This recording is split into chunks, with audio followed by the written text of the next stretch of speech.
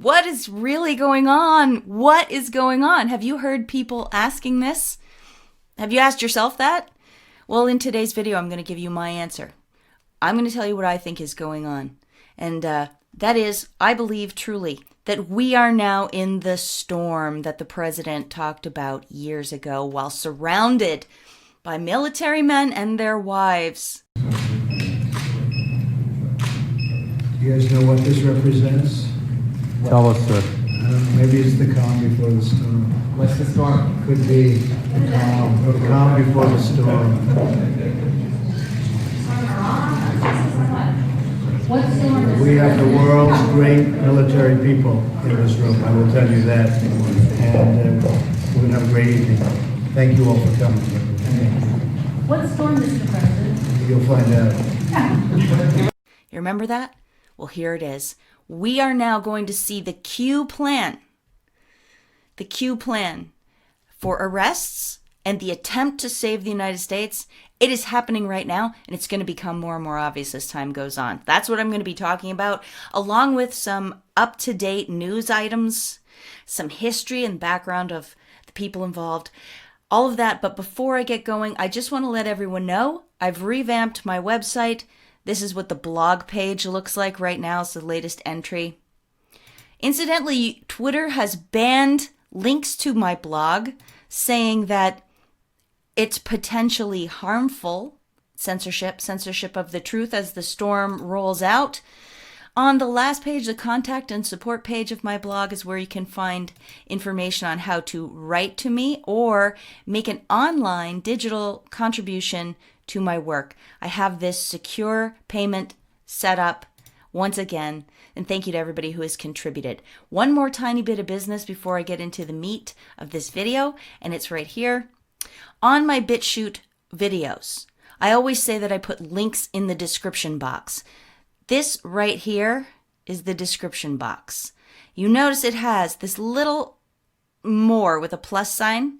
If you click that, it opens up and there's more information down there, my references and whatever else I'd like to say to you. So that's a little guide of how to navigate my website and the BitChute site. And now let's get into the news. The storm. It's here. And this is the most excited I've ever been to make a video. Here we go. Today we're going to be talking about the Q posts, several Q posts, this one and this one. The state of emergency in D.C. where there are tens of thousands of National Guardsmen called up into active duty. We're going to talk about the Special Operations group. And we're going to talk about the false flag events that they keep warning are going to happen. We're going to talk about Joe Biden. We're going to talk about China and more.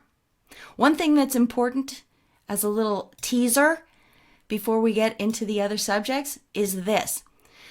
This was put out by the U.S. Department of Defense on November 18th, 2020, so after the election. Special Operations Leader to report directly to Acting Defense Secretary. Who's the Acting Defense Secretary? It's Chris Miller. He was there at the signing of this. This was a project he's been working on for many years, he says. And who else was there to speak? Ezra Cohen Watnick. Some of you will know who he is. Some of you won't. If you followed Q, you should know who he is. Interestingly, Ezra Cohen Watnick says that President Kennedy foresaw the need for special operations forces as opposed to conventional forces in war. And he's referring to asymmetrical warfare, fourth generation warfare, operations in the gray zone. And these are exploits that don't involve conventional kinetic military activity, tanks, planes, digging trenches, invasions. These are all the tactics that they can exploit to demoralize a population, to undermine institutions, to blackmail or otherwise compromise elected officials, judges, police chiefs, educators, the news media, etc., etc. So it's interesting that right after the election, this unit that is America's experts in asymmetrical warfare gets brought under the command and directly answers to the Secretary of Defense for the first time ever. Okay, interesting. I talked more about fourth generational warfare and asymmetrical warfare in a video I did in March 25th, 2020, if you want to go watch that. And it was really fascinating. Just one of these coincidences again. The man who wrote Unwriting the Future, Decoding the Next Strategic Shock, which was all about how America's enemies have been using fourth generational warfare and gray zone exploits against the United States. The man who wrote it was named Colonel Sean Hunt Custer. Custer. And do you see him here in a video he himself posted, standing in front of a white rabbit holding a red pill and a blue pill? Well, that really got me excited back in March 2020. And I can't help but wonder if that's what this project is named after. Where did they come up with the name Q anyway? Could it be that Colonel Custer was consulted, was maybe one of the leads in drawing up this plan, and they just named it after him? Q? I don't know. That's a total guess. Don't mind me. That's just a side note. But look at what gray zone exploits are. Here is an excerpt from the paper that Colonel Custer wrote. One way the rest, and he means non-US, are rising, in part, is through manipulation of the gray zone. There are 4 gray zone archetypes, each with a different endgame in mind, each with differing gray zone techniques, but all similar in having identified systematic weaknesses and exploitability in U.S. policy and defense strategy. The future strategic context will see sustained employment of approaches that exploit the gray zone and nullify U.S. and Western historic advantages and reliance on the rules-based international order. At the time, my notes were this. Could a pandemic be seen as a strategic shock, a gray zone exploit? The pandemic originated in China. Is this a gray zone attack from them? Consider their non-state partners like the World Health Organization and others. Consider governors' responses. New York, New Jersey, and Michigan were particularly bad. Could they be ideological partners of China in this exploit against the United States? And also don't forget all the coordinated rioting we were seeing with videos of pallets of bricks being deposited in hot spots, video of Antifa types ordering protesters to do certain things, white people in cars handing out bricks to non-white protesters. We have partly coded paperwork and instructions that we had found at the time for these riots.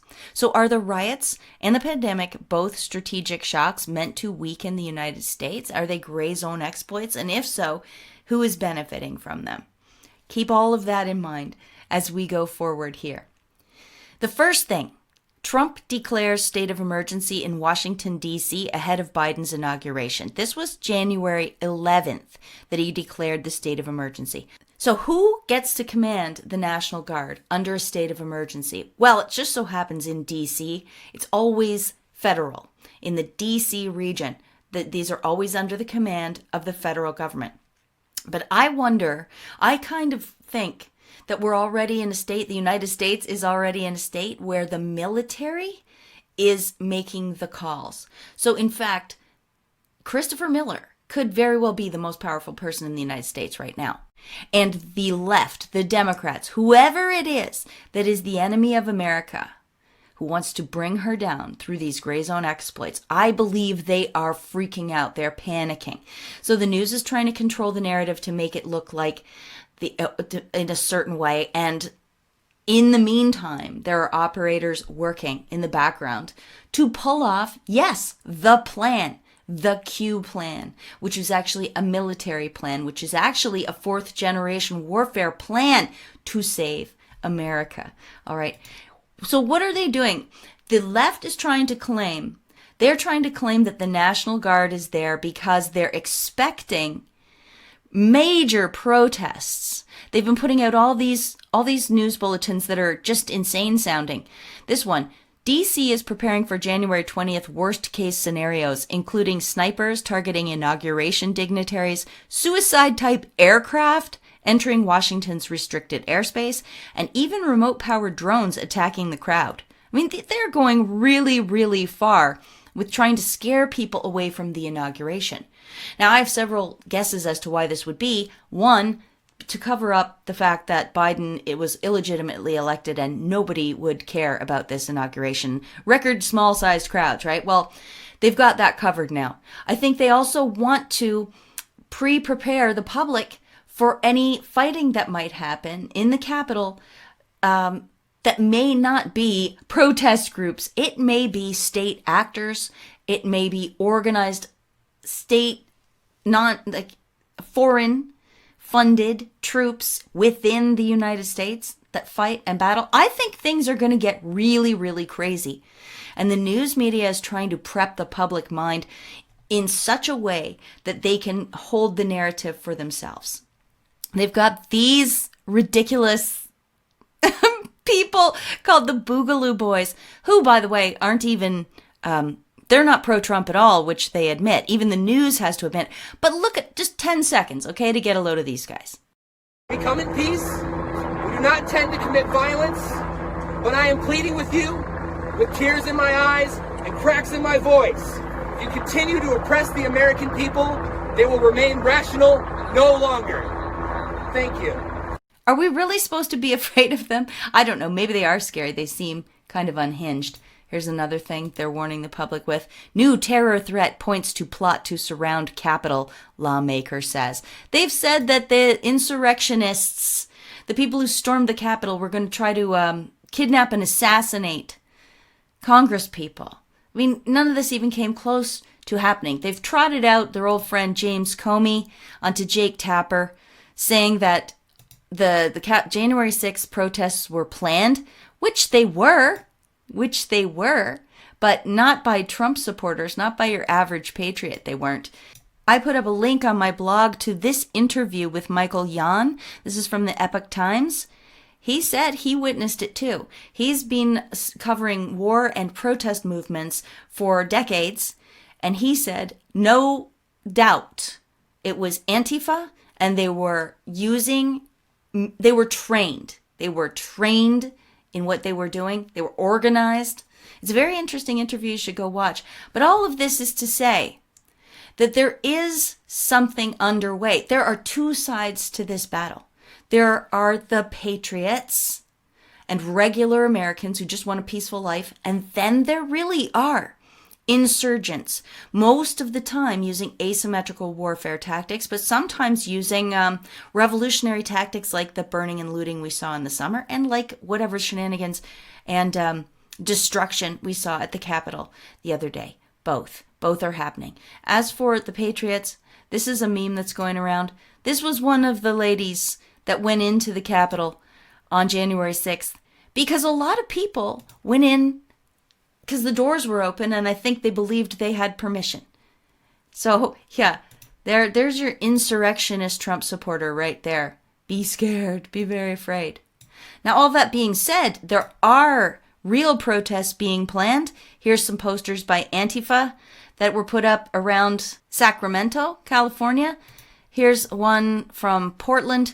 And I just want you to notice the themes they're using here. Quarantine fascism, they're saying. Interesting. With a perimeter around what looks like the Capitol, right? And they've even got Biden-Harris in there. So whatever is happening is anti-U.S. government, no matter who forms the government. We've got Nancy Pelosi, this is from days ago, going into Congress surrounded by U.S. Marshals. We think it is U.S. Marshals. Now, they'd already put up the fence around the Capitol. It was already being guarded. What's that all about? Interesting.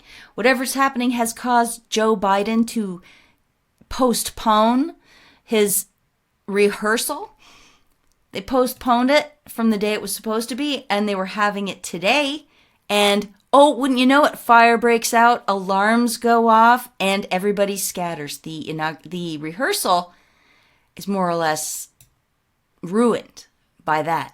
What was that? I wonder. I don't know yet because I'm here recording for you. And there's more developments that show sheer panic, fear, excuse-making, stalling, all kinds of things coming out of the Biden side. Look, Biden's transition team has revealed that there is a very real fear that members of the National Guard who support Trump might kill Biden during the inauguration. So they've asked commanders to confiscate all ammo and magazines from the soldiers.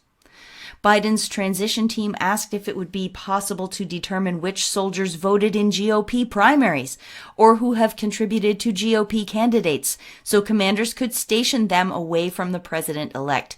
The request was refused, fueling their fear of attack. What kind of incoming president fears his own National Guard and military?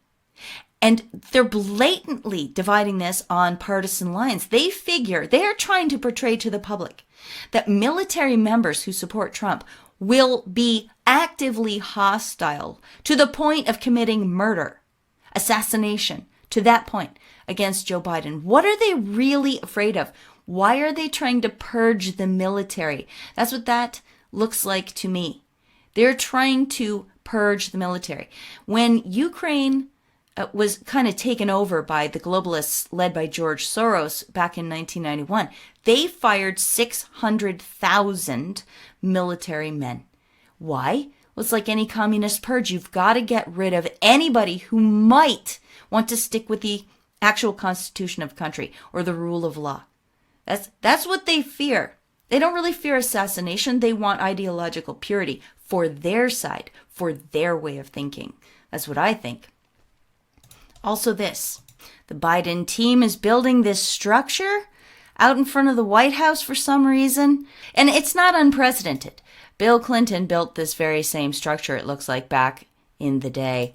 Or so I am told by the regular news media. This is the picture they showed. One thing that nobody's denying is that razor wire is being put on the fences on the Capitol. More and more fences and checkpoints are going up all around D.C. Here's some in front of Trump Tower in D.C. Sean Spicer, the very first, the press secretary, he was surprised by the checkpoints. Here's a very short video from him. You can actually jam down the street, because if you did, you'd still run into all these barricades. But literally, that's unbelievable. I've never seen anything like this. Have a good weekend.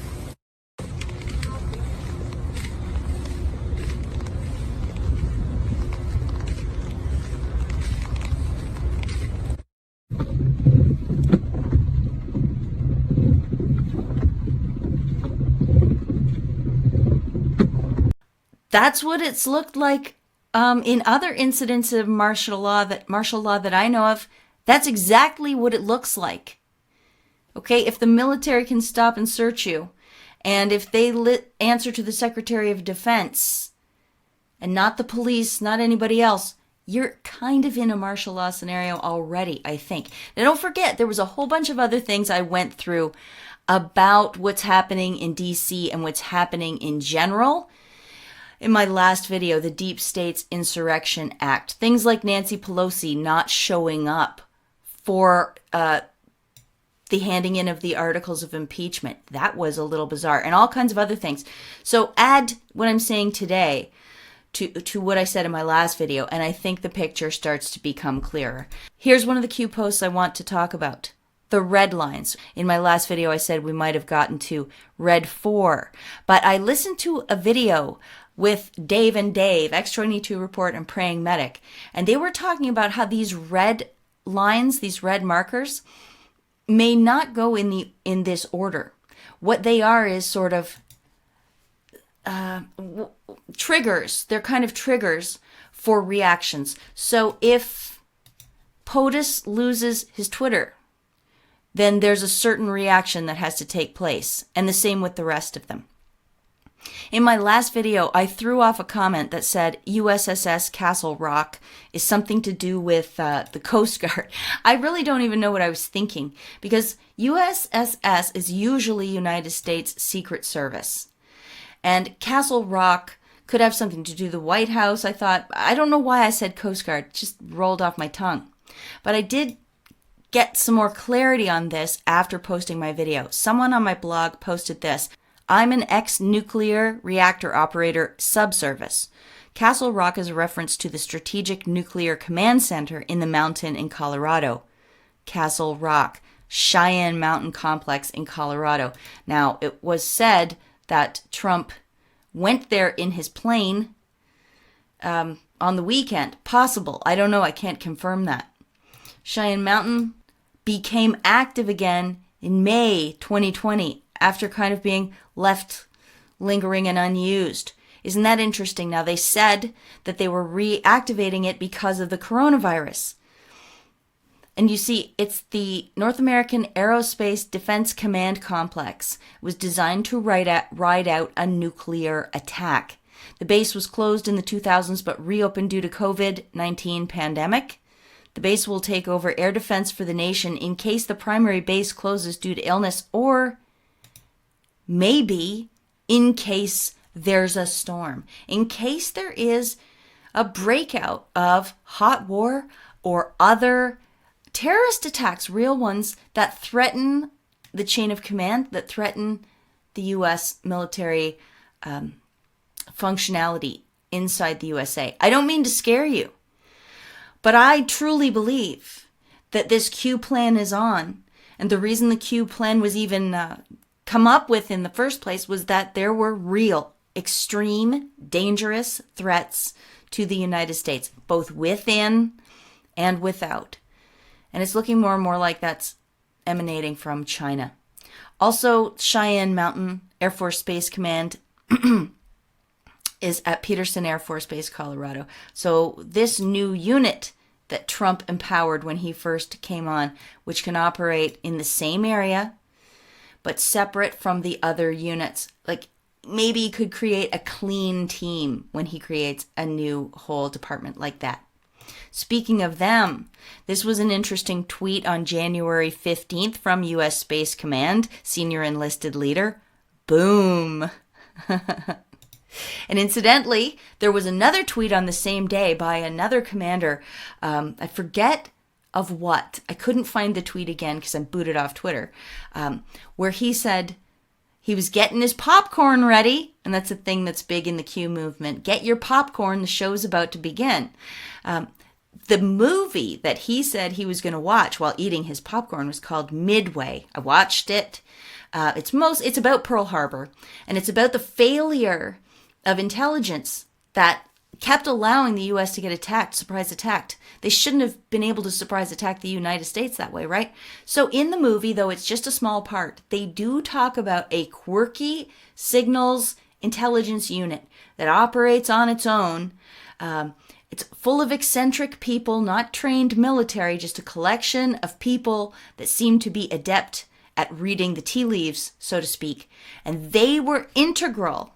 They were so important to the U.S. winning the Battle of Midway and then, beating back the Japanese. I thought that was fascinating because I'm going to contend that that's what Q was. Q was almost a recruitment effort for citizen signals intel. That the collection of people worldwide who got hooked on Q and who spent the last 3.5 years, is it that long? 24/7 researching and sharing what we found. I believe we are similar to that ragtag unit mentioned in the movie Midway. Fascinating, right? Okay, back to this, where I made my mistake, USS Castle Rock. The other thing I found out while looking into this, of course USSS means United States Secret Service, but it can also mean United States SIGINT Systems. SIGINT is Signals Intelligence. So USSS. You see this here? United States SIGINT Systems, USSS. Chris Miller and Ezra Cohen Watnick, who I mentioned earlier, are experts in special operations / asymmetrical warfare / using intel, using gray zone exploits. Q would definitely fit into that, wouldn't it? All right, let's move on to the next red line. We heard Red 4 is movement of mill assets, 10th Mountain, 1st Marine, CPSD Marine, QVIR, to central locations under guise of citizen riot control. Well, that definitely has happened, as I covered in my last video. Not those units, though, at that time. But what happened after I finished recording that last video, we see this announcement, January 13th, Vice President Mike Pence to visit California and New York. In New York, he was going to Fort Drum. Pence would deliver remarks to the 10th Mountain Division soldiers. 10th Mountain Division. And here he is here. I watched this speech. He was delivering his remarks to the 10th Mountain Division. He arrived in a helicopter that had the Punisher logo on it. The Punisher logo is one of the big symbols of the Q drops and the Anons, all the people that were doing the citizen research and work. Now take this all for what it is. It's just coincidence, maybe. Pence's speech was pretty ordinary. The very last line that he said was, "The best days in this nation are yet to come, in this nation under God with liberty and justice for all." So that's interesting for an outgoing vice president who just lost the election. He says the best days in this nation are yet to come. Plus, let's not forget, he went there to give a speech. That's the public reason for him going there. But we don't know what else happened while he was at that base. We don't know who else he met with and what else that was planned. Now, it's interesting. Mike Pence was at some event with Secretary of Defense Chris Miller not long ago. And in this event, Chris Miller went off script. Here, let me just play this for you. Vice President, I'm going off script again, I know, but I just want to personally thank you. We've been through some stuff. We've gone through some of the most complex military operations this country's ever conducted, and your steady hand and your leadership during those was a great source of strength for me. Thank you for your leadership. Thank you for your character. Thank you for your selfless service. Thank you for commitment. Thank you for being a mentor to me, Mr. Vice President. And with that, the floor is yours, sir. What did he mean by that? So Mike Pence and Chris Miller worked together on some of the most complex military operations in history? What would that be? I wonder what that is. Could that be something to do with the special operations, fourth generational asymmetrical warfare, gray zone exploit that they've had to do to save the United States? Could that have something to do with Q? I don't know. But all of this is painting a picture for me. Here's another Q post from January 19th, 2018, so almost exactly 3 years ago. Somebody on the boards, an Anon, posted, "Any insight into the fake news awards? Was our work here successful for what you needed from us?" And Q replies, "Combat tactics." Now, that Q post, the post from the Anon might not make much sense. Doesn't matter. The point is, the fake news awards were something that people dreamed up, POTUS came up with. And we all worked furiously on collecting examples of fake news that was so fake it deserved an award. Now, nobody ever went through with this. There wasn't a fake news awards broadcast of any type. So when the Anon says, "Was our work here successful for what you needed from us?" Q replies, "Combat tactics, gray zone combat, asymmetrical, irregular warfare tactics." Right? Okay, let's look a little more closely at Christopher Miller. He's the Secretary of Defense. Red 6 is Secretary of Defense Instruct 1. We can only guess what that refers to. But let me show you some things that have happened in the last little while, very short while. Acting Secretary of Defense orders NSA chief to install Trump loyalist as agency's general counsel. This is, of course, from CNN, so they're using biased language to describe what happened. The person that Christopher Miller ordered to be installed is this guy, Michael Ellis. Now, he's going to get the job of top lawyer, I believe, at the NSA. And it's a civilian position, so he can't be easily gotten rid of. He doesn't leave when the administration ends. Interestingly, Miller had to order this to happen by 6 p.m. Saturday night because General Paul Nakasone did not do it when he was first asked. They've all been dragging their feet on installing Michael Ellis. So obviously, the deep state types don't want Ellis in there. I don't know why that would be, but they don't want him in there. Let's look at further in that article.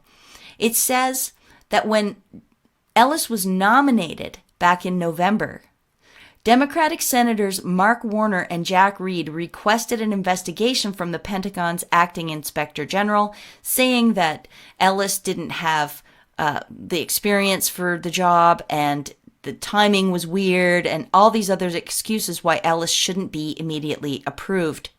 Why might they do that? Mark Warner probably did it because he is a major figure in the Spygate scandal, which is once again bubbling to the surface. He probably thought he got away with it and Trump's term was over and he was safe, but now along comes Ellis, who might hold him accountable in the end.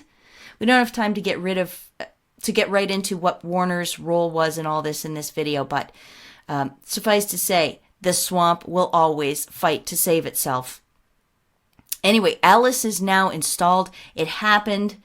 Ellis is going to start that job on Tuesday. Another interesting fact about Ellis is that he was Deputy General Counsel to Devin Nunes. The Nunes thing connects him over to Ezra Cohen-Watnick. And Cohen-Watnick was brought to the White House by former National Security Advisor Michael Flynn. Okay. Are you seeing the team of patriots that is being assembled or reassembled by Secretary of Defense Chris Miller? Are you getting the picture of why the swamp and the deep state and the Pelosi's and the Schumer's and the Schiffs, they're all freaking out? Because this is what they fought 4 years to avoid. They thought they were at the finish line because Joe Biden, quote unquote, won the election. He's just about to be sworn in. And now all of a sudden, all these people are appearing again out of the woodwork. Q, the storm, the plan.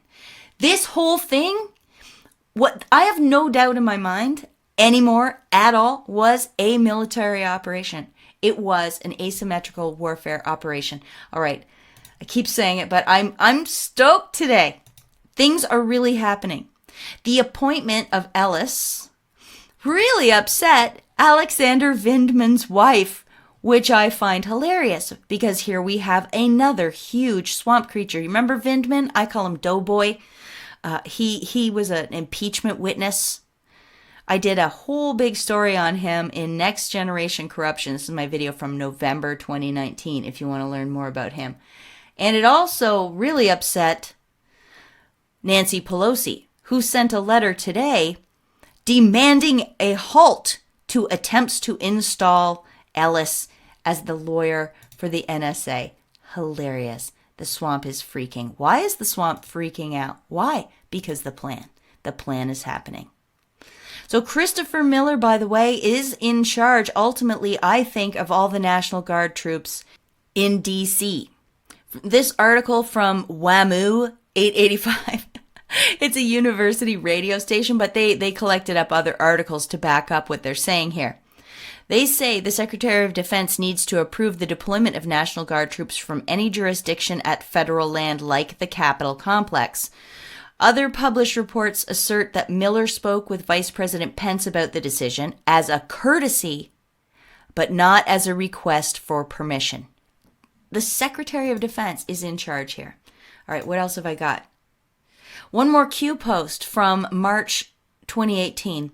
An Anon asks, what about Iran? Is Israel involved? And Q says, we are saving Israel for last. There's a very specific reason it's not mentioned a single time.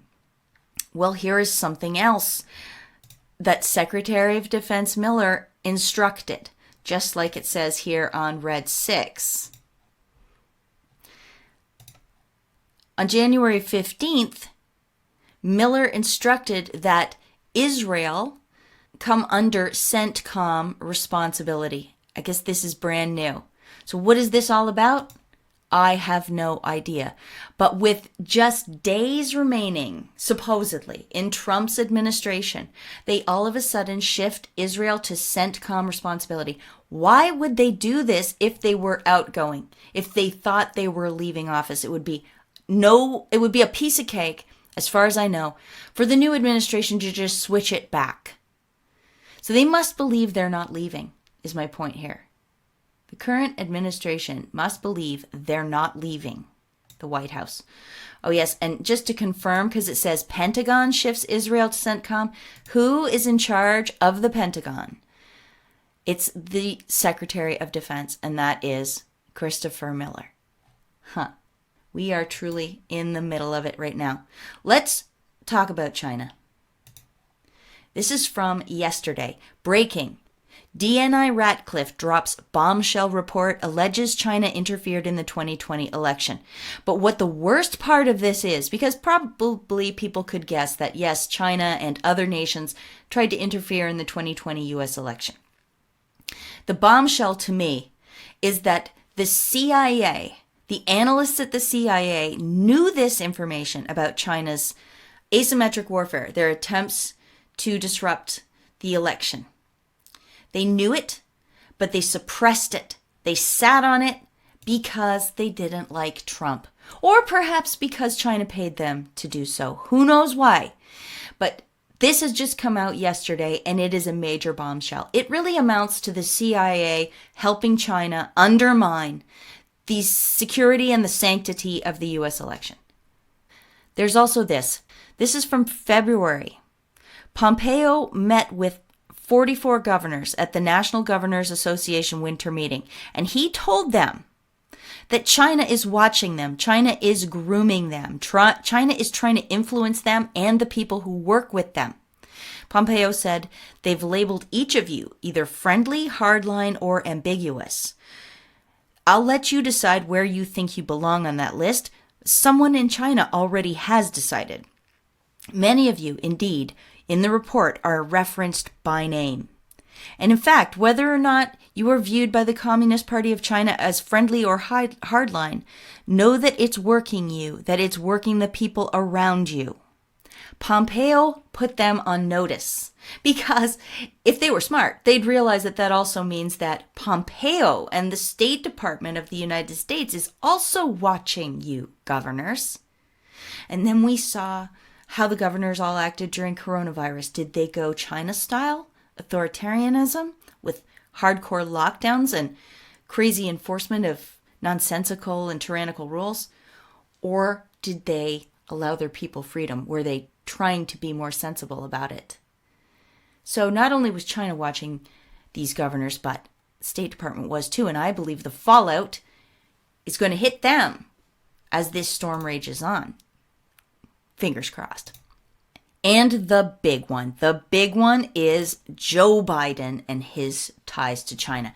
I believe myself and dozens of other video makers were purged from YouTube in October because all of the stuff was starting to come out about the Hunter Biden laptop, which proved the Biden family's strong ties to China. And we are talking about hundreds of millions of dollars when it's all said and done.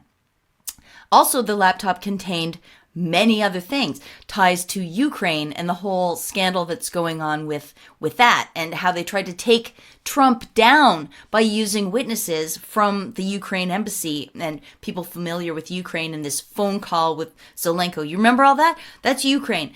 Hunter Biden's laptop contained information about compromise and illegal business dealings with China and business dealings and possibly illegal activities within Ukraine, both. All through the run-up to the election, the mainstream news worked furiously to hide this, delete this, cover this up, and mock the very idea that Hunter Biden's laptop had any bearing or any relevance on Joe Biden or the election. You see this here? I picked this article specifically from NBC. Because on the day before the election, they allowed one opinion piece, November 2nd, by this guy, who says Joe Biden must clear the air on Hunter Biden and his China business dealings, win or lose. And they actually go over some of the more important evidence with Tony Bobulinski and all the shenanigans there in that one article. But I think they just put that out maybe to cover their butts for this very moment. Because most of the press was saying stuff like this. What can Hunter Biden's selfies possibly tell us? This is October 15th, 2020 from Vanity Fair. Hunter Biden is reportedly working on his first art show and inking a deal with a gallery. Don't worry, it's all wholesome, they said. And because the general public didn't get to hear the truth, because all the blue checks and the Mockingbird media told the whole world that anyone looking into the Hunter Biden laptop was a crazy conspiracy theorist, guess what we have now? We have the quote-unquote winners. We have the president and vice president-elect, Joe Biden and Kamala Harris. They are going to be sworn in 2 days. So we hear. That's supposedly what we're facing here. And I want to go through a little bit of the lineup of the people that we're going to have at this inauguration. Tom Hanks, Lady Gaga, and John Legend are going to be at Joe Biden's inauguration. Among other people, of course. But those three have been featured by the researchers for the Q movement in this asymmetrical warfare campaign over and over.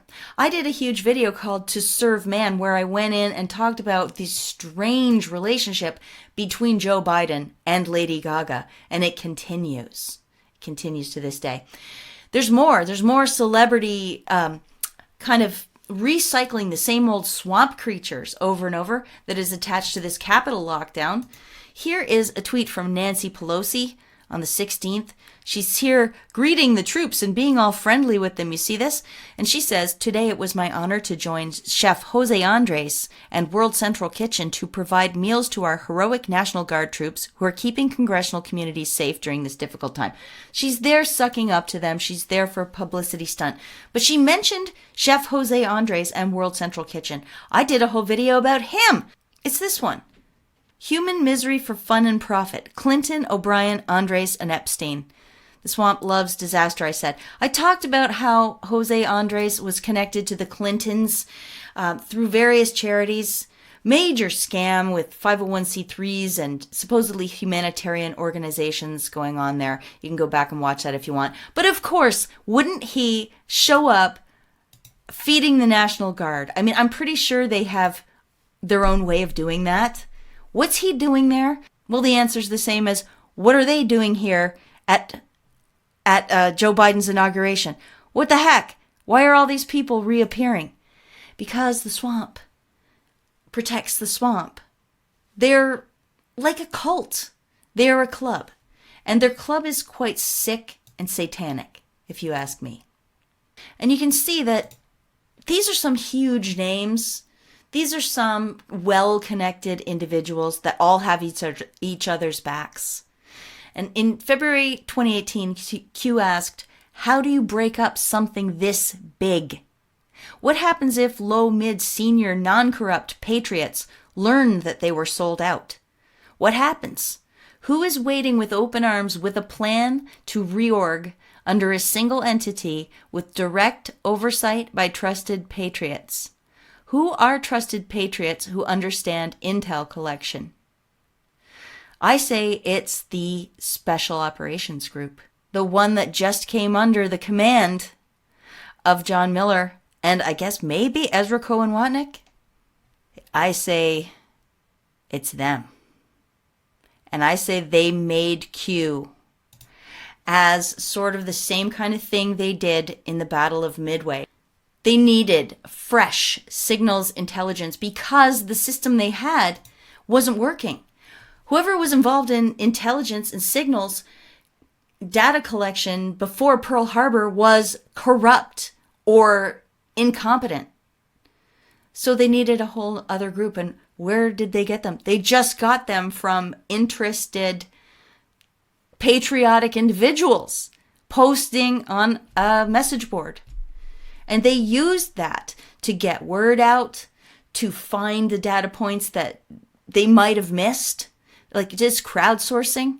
They used it to as a decoy for the press. They used it to get world attention. They used it for whatever they needed to use it for, because in some ways, Q, like people have been saying from the beginning, The Anons, not Q, but the Anons posting on 4chan and spreading memes and posting on Twitter and making videos and writing blog posts and articles. We were soldiers. So of course we were just used for whatever purposes they wanted to use us for. It's very possible that this January 6th insurrection, quote unquote, that we were used, the whole idea of the QAnon group, the faithful, was used by our guys to create the appearance of insurrection so that they could put all of this stuff in place. The fencing, the guards, everything. So don't take it so hard, patriots, when they say, oh, it was Q people that did this. Don't worry about it.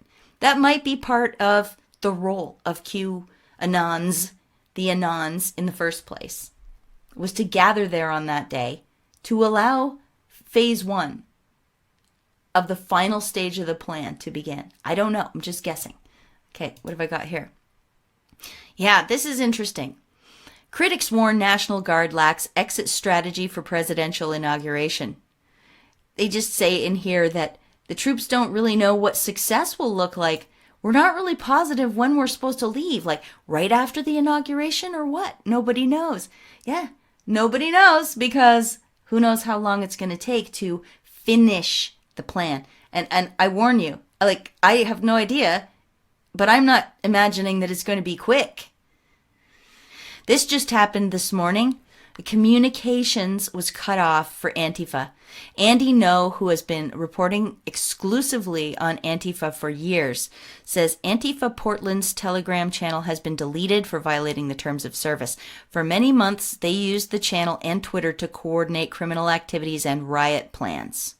Of course, Andy No says Antifa are evading the Telegram ban by simply starting a new riot organizing chat room. It has hundreds of followers already. While they were having their rehearsal today at the White House, the inauguration rehearsal, oh, wouldn't you know it, a fire breaks out somewhere a couple blocks away from the White House, causing everyone to evacuate. Weird. Weird that they don't seem to want to have this rehearsal. And weird that Biden is scared he's going to get assassinated by his own National Guard troops. What the heck is going on? And as mentioned before, Andrew Cuomo, he's skipping the inauguration over threats to Albany and other U.S. capitals. Sure, Andrew, sure. I just think they don't want to get caught in what looks like a giant open-air prison camp inside the Capitol. Doesn't it? They fenced it all in. Razor wire, checkpoints, IDs, passes. I think people are nervous to go in because they don't know if they'll ever get back out. I honestly think so, because I honestly believe the plan is happening. And for those of you who are going to come on my comment section and tell me, Polly, you've got to get over this. It's childish conspiracy theory, blah, blah, blah. All I have to say to you is, if you were Trump, would you not try to fight this? They're calling for arresting him for insurrection. This is today. They're saying this. They've been saying this, and they're still saying this. If Donald Trump is arrested for insurrection, he would be facing the death penalty.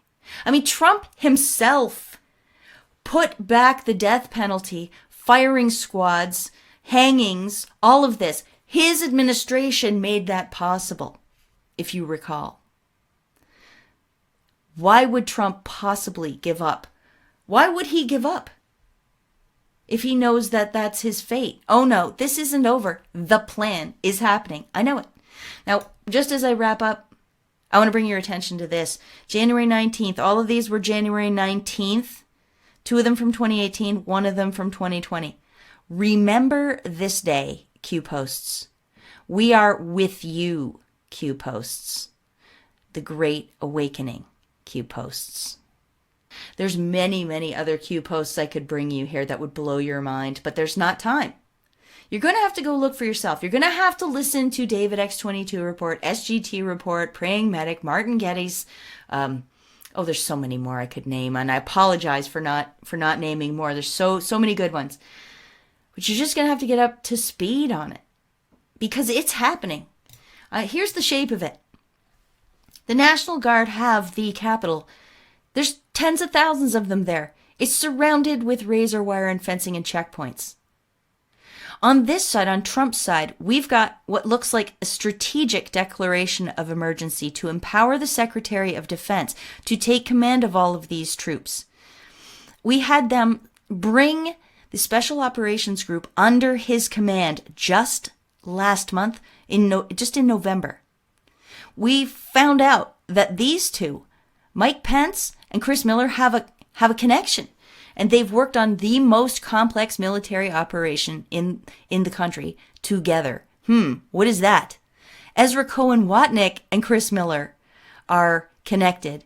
And Ezra Cohen Watnick just came back into the administration after having first been brought in by Mike Flynn, General Mike Flynn. And we have Space Command. We have everything going on at Cheyenne Mountain Complex. We have this new attorney, Mike Ellis. And I just want to pay tribute to Mike Rogers, who may have put the initial pieces in place for all of this to happen.